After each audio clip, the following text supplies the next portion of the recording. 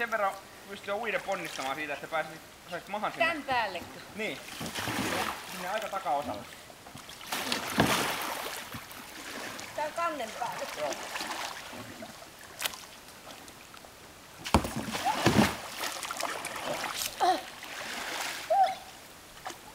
Ja sit sun pitäis päästä siitä niinku kääntymään, että sun kasvot sinne peräänpäin ja saisit jalat sinne. Ei käy mun niin kauhean sitten puhuu.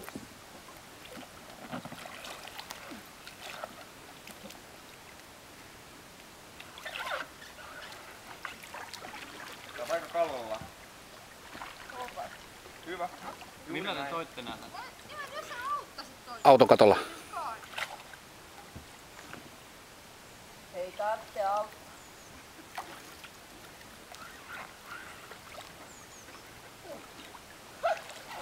Mitäs sanotte? Hei, voittajan on helppo hymyillä. Nosta kädet ylös. Jubileeraa. Ja juu, dede. Tää hengästyy ihan hirveä.